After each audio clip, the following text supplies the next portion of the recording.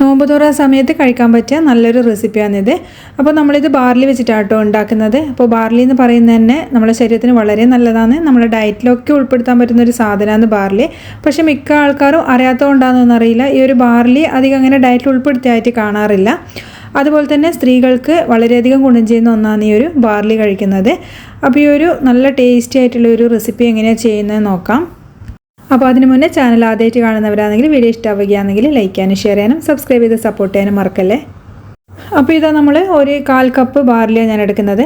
അപ്പോൾ ഈ 1/4 കപ്പ് എടുത്താൽ തന്നെ ഒരു 4 ആൾക്ക് കുടിക്കാനുള്ള അളവിലുണ്ടാവും കേട്ടോ. അപ്പോൾ നിങ്ങളുടെ അടുത്ത് എത്ര ആളുണ്ടോ അതിനനുസരിച്ച് നിങ്ങൾക്ക് അളവൊക്കെ ഒന്ന് കൂട്ടുകയും കുറക്കുകയൊക്കെ ചെയ്യാം.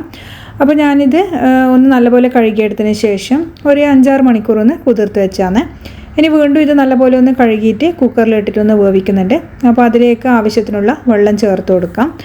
അതുപോലെ ഒരു ബേ ലീഫ് ചേർക്കുന്നുണ്ട്, പിന്നെ ഒരു ഏലക്കായും ഒരു കഷ്ണം പട്ട, അതുപോലെ ഒരു ഗ്രാമ്പൂവും ചേർക്കുന്നുണ്ട്.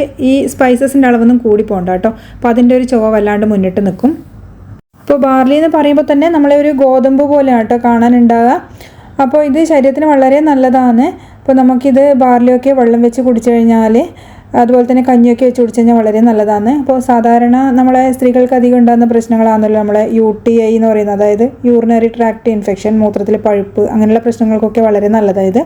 ഇതിൻ്റെ വെള്ളമൊക്കെ ഒരുപാട് കുടിച്ചു കഴിഞ്ഞാൽ ആ ഒരു പ്രശ്നങ്ങൾ നമുക്ക് മരുന്നൊക്കെ ഇല്ലാണ്ട് തന്നെ ഇതാക്കാൻ പറ്റും കേട്ടോ, കൺട്രോൾ ചെയ്യാൻ പറ്റും. അപ്പോൾ ഈ ബാർലി ഇതാ നമ്മൾ വേവിച്ച് കൊണ്ടുവന്നിട്ടുണ്ട്. ഒരു 3-4 വിസിൽ വരെ ഒന്ന് വേവിച്ചെടുത്തതാണ്. അപ്പോൾ വെള്ളമൊക്കെ അളവ് കറക്റ്റാണ് കേട്ടോ. ബാർലി വേവിക്കുമ്പോൾ അതിന് കുറച്ച് മേലെ നിൽക്കുന്ന വിധത്തിൽ വെള്ളം ചേർത്താൽ മതി. അതുപോലെ ഇതിലുള്ള ആ ഒരു സ്പൈസസ് ഒക്കെ ഞാൻ ഒന്ന് മാറ്റി കൊടുക്കുന്നുണ്ട്. അതിനുശേഷം ഒന്ന് ജസ്റ്റ് ഒന്ന് ഉടച്ചു കൊടുക്കുന്നുണ്ട്. എന്നിട്ട് ഇനി ഇതിലേക്ക് നമ്മൾ ചേർത്ത് കൊടുക്കുന്നത് പാലാണ് കേട്ടോ. അപ്പോൾ ഞാനിത് ഏകദേശം ഒരു 1/2 ലിറ്റർ പാൽ ഇതിലേക്ക് ചേർക്കുന്നുണ്ട്. അപ്പോൾ ബാർലി സ്ത്രീകൾക്ക് മാത്രമല്ല എല്ലാവർക്കും ഒരുപോലെ ഹെൽത്തിന് ഗുണം നൽകുന്നതാണ്. കൊളസ്ട്രോളും അതുപോലെ ഷുഗറൊക്കെ ഉള്ളവർക്കൊക്കെ ഇത് കൺട്രോൾ ചെയ്യാൻ വളരെ നല്ലതാണ് കേട്ടോ. അപ്പോൾ ഈ ഒരു ബാർലിയിലേക്ക് ഞാൻ ആവശ്യത്തിനുള്ള ഉപ്പും കൂടിയും ചേർത്ത് കൊടുക്കുന്നുണ്ട്. എന്നിട്ട് നമുക്ക് നല്ലപോലെ ഇതൊന്ന് മിക്സ് ചെയ്തെടുക്കാം. അതുപോലെ പാല് നല്ലപോലെ തിളച്ച് ഇതൊന്ന് കുറുകി വരണം.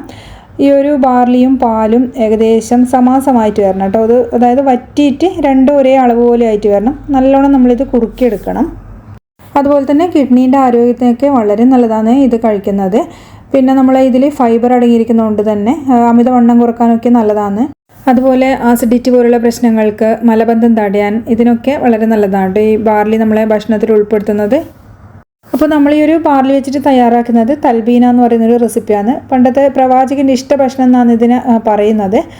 അപ്പോൾ നമുക്ക് നോമ്പ് തുറ സമയത്തൊക്കെ ഇത് ഉണ്ടാക്കാൻ വളരെ എളുപ്പമാണ്, അതുപോലെ തന്നെ നല്ല ഹെൽത്തിയാണ്. അപ്പോൾ ഫാസ്റ്റിംഗ് ഒക്കെ എടുത്തിട്ട് നോമ്പ് തുറക്കുന്ന സമയത്ത് ഇത് ഉണ്ടാക്കി കഴിഞ്ഞാൽ നമ്മളെ ശരീരത്തിന് തന്നെ വളരെ നല്ലതാണ്. അപ്പോൾ നമ്മൾ ഈ ഒരു ബാർലിയും പാലും കൂടി നല്ലപോലെ ഒന്ന് കുറുക്കിയെടുത്തിട്ടുണ്ട്. ഇപ്പോൾ ഇത് ഏകദേശം ഇത്രയും മതിയാകും. ഇനി ഇത് ചൂടാറുമ്പോൾ പിന്നെ വീണ്ടും ഒന്ന് നല്ലപോലെ കുറുകി കിട്ടും കേട്ടോ. അപ്പോൾ ഫ്ലെയിം ഞാൻ നല്ലപോലെ ഒന്ന് കുറച്ച് വെച്ചിട്ടുണ്ട്. പിന്നെ ഇതിലേക്ക് നമ്മളൊരു കൈപ്പിടിയോളം ഈന്തപ്പഴം ചേർക്കുന്നുണ്ട്. കുരുവൊക്കെ കളഞ്ഞിട്ട് ചെറിയ പീസായിട്ട് കട്ട് ചെയ്തതാണ്. അപ്പോൾ ഈ ഒരു തൽബീന എന്ന് പറഞ്ഞൊരു റെസിപ്പിയിൽ സാധാരണ പഞ്ചസാര ഒന്നും ചേർക്കാറില്ല.